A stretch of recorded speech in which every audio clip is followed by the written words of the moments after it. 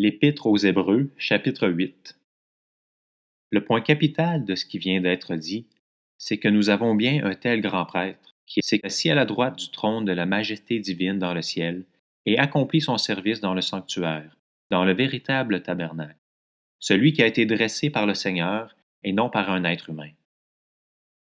Tout grand prêtre est établi pour présenter des offrandes et des sacrifices. Il est donc nécessaire que Jésus lui aussi ait quelque chose à présenter. Certes, s'il était sur la terre, il ne serait même pas prêtre, car là se trouvent les prêtres qui présentent des offrandes conformément à la loi. Or, il célèbre un culte qui n'est que la copie et l'ombre des réalités célestes.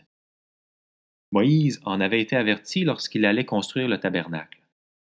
Regarde, lui dit en effet le Seigneur, et fais d'après tout le modèle qui t'a été montré sur la montagne.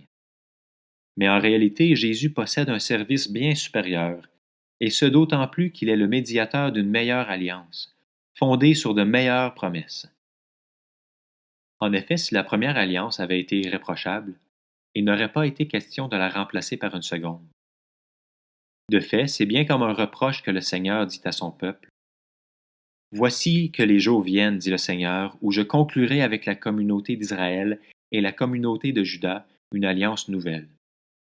Elle ne sera pas comme l'alliance que j'ai conclue avec leurs ancêtres le jour où je les ai pris par la main pour les faire sortir d'Égypte. Comme ils n'ont pas persévéré dans mon alliance, moi non plus je ne me suis pas soucié d'eux, dit le Seigneur. Mais voici l'alliance que je ferai avec la communauté d'Israël après ces jours-là, dit le Seigneur. Je mettrai mes lois dans leur esprit, je les écrirai dans leur cœur, je serai leur Dieu et ils seront mon peuple. Personne n'enseignera plus son concitoyen, ni son frère en disant « Tu dois connaître le Seigneur », car tous me connaîtront, depuis le plus petit jusqu'au plus grand d'entre eux.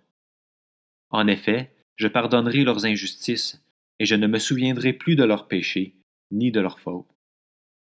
En parlant d'une alliance nouvelle, le Seigneur a déclaré ancienne la première. Or, ce qui est ancien, ce qui a vieilli, est près de disparaître.